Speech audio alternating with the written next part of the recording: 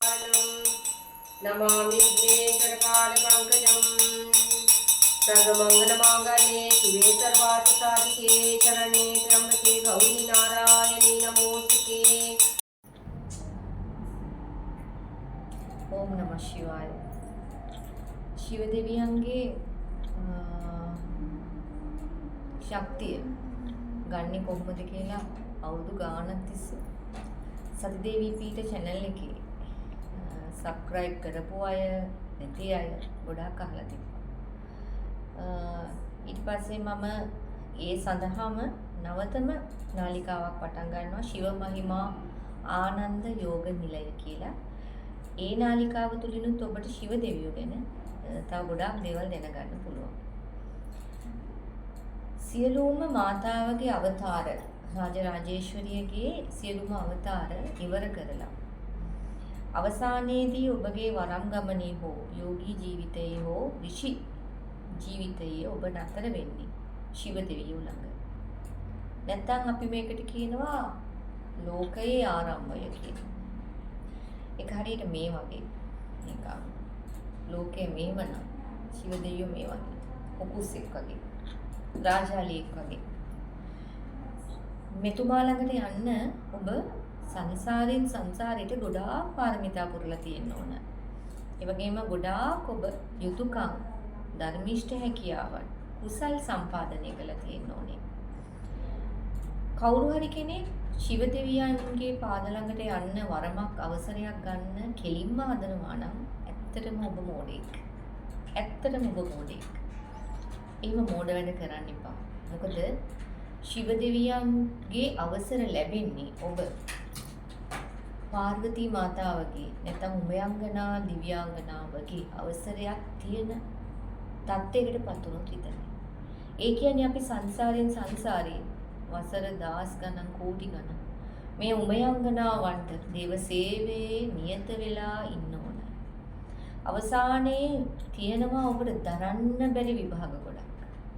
ඔබට ඒවා මනුෂ්‍ය ලෝකයේදී සමහර වෙලාවට වරින් වර මනුෂ්‍ය ලෝකෙ ඉපදිලා මේවා දරලා දුක් විඳලා කඳුළු හලලා ලේ ඇටමස්නවර පූජා කරලා මේ කන්ද නැගගෙන ගියාට පස්සේ දේවමෑණිය නැවතත් කන්ද උඩදින් නැවත ඔබ පරීක්ෂා කරනවා.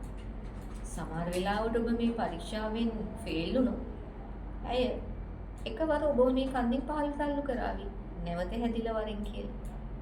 මෙහෙම කන්ද නැගලා බැහැලා තල්ලු වෙලා කටු ගාල් වල කටු පඳුරු වල ඇමිනිලා ලේ හලලා අවසානයේදී ඔබ මේ සියල්ලම ජය ගන්න තැනට ආවට පස්සේ මාතාව තීරණය කරන ඔබව සදා ශිවයන් වෙත නැත්නම් මහේශ්වරයන් වෙත පරමේශ්වරයන් වෙත දැන් යවන්න සුදුසුයි කියලා.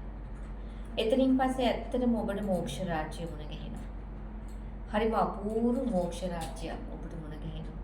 එතනින් යාට ඔයගොල්ලන්ගේ ජීවිතේ හරි ස්මාර්ට් එකට මට සිලුටුවට බොහොම නිස්කලංකව සරලව ලැබෙන දෙයක් කාලා මුදල් තිබුණත් නැතත් භෞභෝග සම්පatti ප්‍රසිද්ධිය බලය තිබුණත් නැතත් බොහොම නිහඬ බොහොම පිවිතුරු ජීවිතයකට ඔබ එළඹෙනවා. මෙන්න මේකට තමයි අපි කියන්නේ මෝක්ෂ රාජ්‍යයට යනවා කියලා. මෝක්ෂ රාජ්‍යයට යනවා. ආනන්දයට යනවා. සදානන්දයට යනවා කියලා කියන්නේ මේක. සතියටපත් වෙනවා. නැතිනම් ඔබ සති දේවිය බවට පත් වෙනවා. සති කියලා කියන්නේ සිහිය.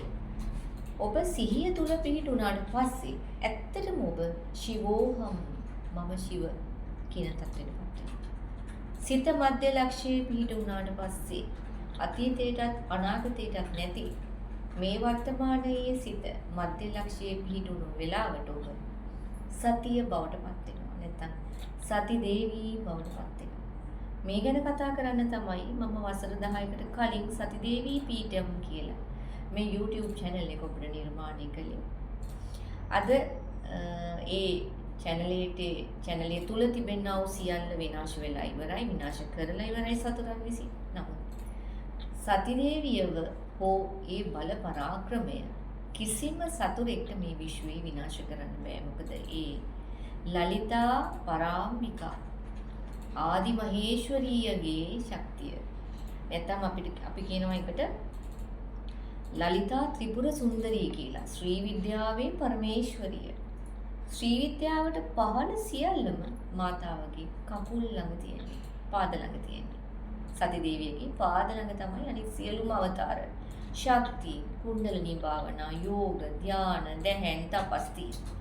මෙතනින් උඩට පරමේශ්වරියගේ සති දේවියගේ නැත්නම් ලලිතා ත්‍රිපුර සුන්දරියගේ ස්ථානයට ආවට පස්සේ ඔබගේ යంత్ర මන්ත්‍ර තන්ත්‍ර ආද්වන්ත්‍ර මේ සතර වේදයේම සතර කොටස්ම ශුන්‍ය බවට පත් වෙනවා. නැත්නම් ශිව බවට පත් වෙනවා. මෙන්න මේකටයි ශිව වෙන්න ඕනේ කියලා කියන්නේ. මේකටයි අපි ශිව දෙවියෝ ළඟට යන්න කියලා මේ උත්තරීතර මේ පුණ්‍ය කටයුතු අපි සිදු කරන්නේ. හැබැයි මම එකක් කියනවා අන්තිම වතාවට මගේ දරුවන්ට.